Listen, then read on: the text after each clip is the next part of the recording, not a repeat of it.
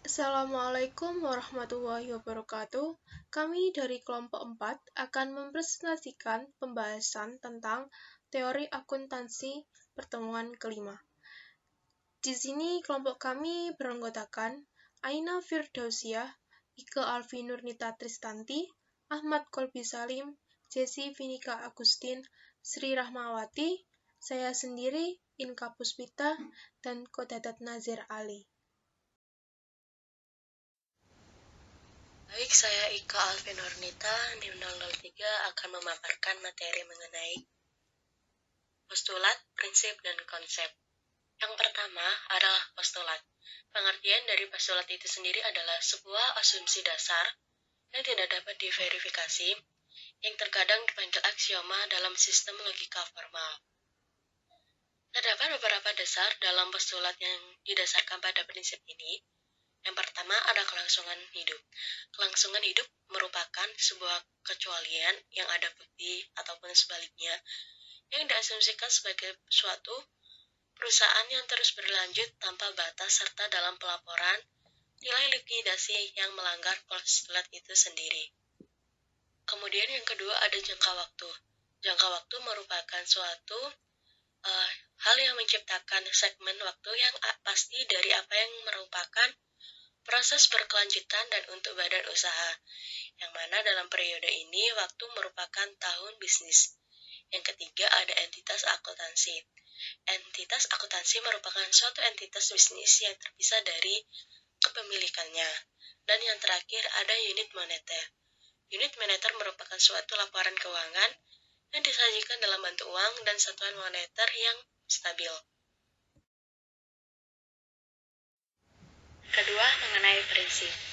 Prinsip merupakan sebuah aturan hukum yang diuji secara empiris, bisa menjadi hukum dengan menggunakan pendekatan umum, yang mana digunakan dalam pengakuan dan pengukuran peristiwa akuntansi. Prinsip yang mendasari historical costing ada dua prinsip. Yang pertama ada prinsip berorientasi pada input. Dalam prinsip berorientasi pada input ada dua prinsip, yaitu aturan operasi. Nah, di dalam aturan operasi ini juga ada sebuah pengakuan pendapatan. Pengakuan pendapatan adalah keluaran barang atau jasa yang tidak bergantung pada arus kas atau aset lainnya. Kemudian ada pencocokan. Pencocokan merupakan pengakuan beban dengan pendapatan yang dihasilkan dari beban tersebut tidak bergantung pada arus kas. Kemudian prinsip yang kedua ada prinsip pembatas. Dalam prinsip pembatas ada konservasi. Konservasi merupakan pengakuan pendapatan yang lebih lambat, pengakuan biaya lebih cepat, akan tetapi penilaian aset yang lebih rendah, dan penilaian kewajiban yang lebih tinggi. Kemudian ada penyingkapan. Penyingkapan merupakan informasi keuangan yang relevan baik di dalam maupun di luar laporan keuangan. Kemudian ada materialitas. Materialitas merupakan sebuah pentingnya item bagi pengguna saat membuat sebuah keputusan. Dan yang terakhir ada objektivitas. Objektivitas merupakan tingkat konsensus di antara pengukur. Kemudian prinsip yang kedua itu ada prinsip berorientasi pada hasil. Dalam prinsip berorientasi pada hasil ada dua berlaku untuk pengguna, yang mana itu ada keterbandingan. Keterbandingan merupakan sebuah kemampuan informasi untuk membantu para pemakai dalam hal mengidentifikasi persamaan dan perbedaan antara dua perangkat fenomena ekonomi. Kemudian, prinsip berorientasi pada hasil juga berlaku untuk penyusun, yang mana ada konsistensi. Konsistensi merupakan sebuah prinsip yang digunakan dalam pelaporan keuangan tetap dan digunakan secara konsisten, tidak berubah-ubah metode dan prosedurnya. Kemudian ada keseragaman. Keseragaman merupakan prosedur pencatatan dalam akuntansi yang diberlakukan sama dari setiap perusahaan yang berbeda-beda.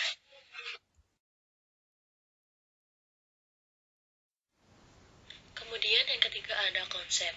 Konsep merupakan suatu ide-ide umum yang digeneralisasikan dari contoh-contoh tertentu yang mana bukan bagian dari perumusan teori formal. Nah, di sini ada teori sebuah ekuitas akuntansi. Yang pertama adalah teori kepemilikan.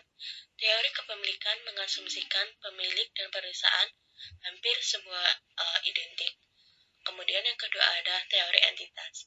Teori entitas merupakan suatu perusahaan dan pemilik adalah makhluk yang terpisah, sehingga bisa disimpulkan bahwa perusahaan dan pemilik itu memiliki entitas yang terpisah. Kemudian ada teori ekuitas residual. Teori ekuitas residual merupakan pemegang ekuitas sisa adalah dari kelompok penggugat yang hanya digantikan oleh semua penggugat lainnya. Dan yang keempat ada teori dana. Teori dana mengasumsikan sebuah sekelompok aset dan kewajiban terkait yang ditujukan untuk tujuan tertentu. Dan yang terakhir ada teori komandan. Teori komandan merupakan suatu asumsi manajer yang mengalihkan pandangan komandan kepada investor.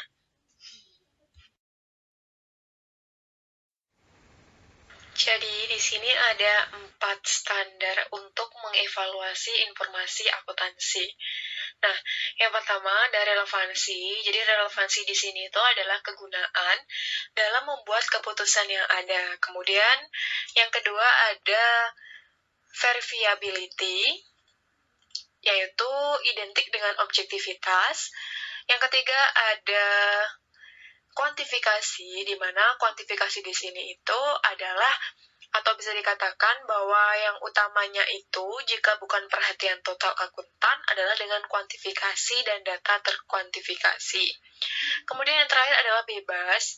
Nah, bebas di sini maksudnya adalah bebas dari bias, yaitu diperlukan karena heterogenitas pengguna dan hubungan permusuhan antara manajemen dan pengguna eksternal. Nah, kemudian di sini ada pedoman komunikasi informasi akuntansi. Jadi, untuk pedoman komunikasi informasi akuntansi di sini itu ada 5, yaitu yang pertama ada kesesuaian dengan penggunaan yang diharapkan. Kemudian, yang kedua ada pengungkapan hubungan yang signifikan. Yang ketiga adalah pencantuman informasi lingkungan. Kemudian yang keempat adalah keseragaman atau heterogenitas praktik di dalam dan di antara entitas. Yang terakhir adalah konsisten praktik melalui waktu. Nah, itu saja yang bisa saya jelaskan. Di sini saya Gigi Vinika Agustin, kemudian bisa dilanjutkan oleh teman saya. Tujuan akuntansi keuangan. Yang pertama, memberikan informasi yang berguna untuk mengambil keputusan ekonomi. Yang kedua, menyediakan informasi kepada pengguna untuk memprediksi, membandingkan, dan mengevaluasi kekuatan penghasilan perusahaan. Yang ketiga, memberikan informasi faktual dan interpretatif tentang transaksi dan peristiwa lain yang berguna untuk masyarakat. Yang keempat, memberikan informasi yang terpercaya tentang sumber kekayaan bersih yang berasal dari kegiatan usaha dalam mencari laba. Yang kelima, memberikan informasi yang berguna untuk memanfaatkan sumber daya perusahaan secara efektif dalam mencapai tujuan utama perusahaan. Yang keenam, memberikan informasi yang berguna untuk mengevaluasi efektivitas pengelolaan sumber daya dalam mencapai tujuan organisasi. Yang ketujuh, untuk melaporkan aktivitas perusahaan yang mempengaruhi masyarakat. Dan yang terakhir, yang ke-8, memberikan informasi yang berguna untuk proses prediksi.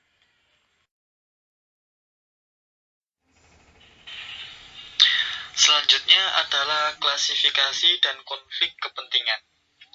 Rumusan tujuan akuntansi tergantung pada penyelesaian konflik kepentingan yang terdapat di pasar informasi, laporan keuangan yang dihasilkan akibat interaksi 3 kelompok kepentingan, yaitu yang pertama ada perusahaan, yang kedua pengguna atau user, yang ketiga profesi akuntansi atau accounting profesi.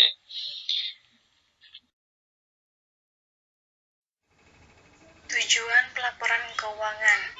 Seperti pada umumnya, pelaporan keuangan memiliki tujuan, diantaranya untuk membantu para masyarakat dalam membaca informasi keuangan. Di sini terdapat 5 poin tujuan pelaporan keuangan. Yang pertama, penyediaan informasi untuk memenuhi kebutuhan informasi umum. Di sini informasi dari keuangan sebuah perusahaan itu dapat membantu para masyarakat mendapatkan informasi. Yang kedua, memberikan informasi yang relevan kepada berbagai pengguna, baik internal maupun eksternal. Jadi, informasi keuangan ini harus disajikan secara nyata, tanpa adanya kesalahan. Yang ketiga, memberikan informasi yang terpercaya mengenai sumber ekonomi dan kewajiban dari suatu perusahaan. Di sini, informasi keuangan ini diperlukan bagaimana menggambarkan sumber ekonomi dan kewajiban yang telah dimiliki oleh perusahaan. Yang keempat, memberikan informasi mengenai perubahan harta serta transaksi lainnya yang terjadi dalam perusahaan. Seperti pada umumnya, laporan keuangan menggambarkan bagaimana perubahan arus harta serta transaksi lainnya dalam sebuah perusahaan. Jadi, akun-akun dalam perusahaan telah mengalami perubahan digambarkan dengan jelas di laporan keuangan. Dan yang terakhir, memberikan informasi mengenai kekuatan dan kelemahan suatu perusahaan. Perusahaan dapat digambarkan kelemahan maupun kekuatannya dalam laporan keuangan. Dalam laporan keuangan secara jelas digambarkan bagaimana kekuatan perusahaan dari harta serta akun-akun yang lainnya. Dengan hal ini dapat dipastikan bahwa gambaran laporan perusahaan dapat melihat bagaimana kekuatan dan kelemahan suatu perusahaan. Baik, yang selanjutnya yaitu kerangka konseptual. Kerangka konseptual adalah sekumpulan formal konsep yang saling terkait yang menentukan fungsi, ruang, lingkup, dan tujuan akuntansi dan pelaporan akuntansi. Kerangka konseptual ini digunakan untuk menghubungkan atau menjelaskan secara panjang lebar tentang suatu topik yang akan dibahas.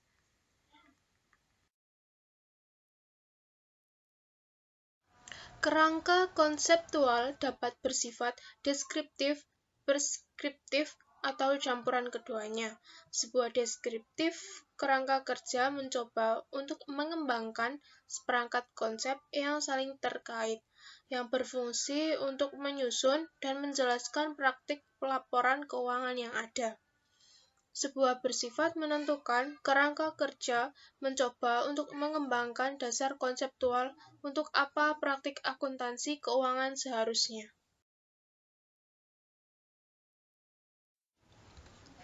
Selanjutnya yaitu laporan-laporan lain. Dalam laporan-laporan lain terdapat dua laporan, yaitu yang pertama laporan perusahaan dan yang kedua yaitu laporan stempel. Yang pertama, laporan perusahaan. Laporan perusahaan di sini diterbitkan pada tahun 1976 oleh Institute of Chartered Accountants di Inggris dan Wales. Temuan dan rekomendasi utamanya yaitu yang pertama, laporan keuangan harus sesuai dengan kegunaan yang diharapkan oleh pengguna potensial. Yang kedua, tanggung jawab pelaporan adalah milik entitas ekonomi yang berdampak pada masyarakat melalui aktivitasnya.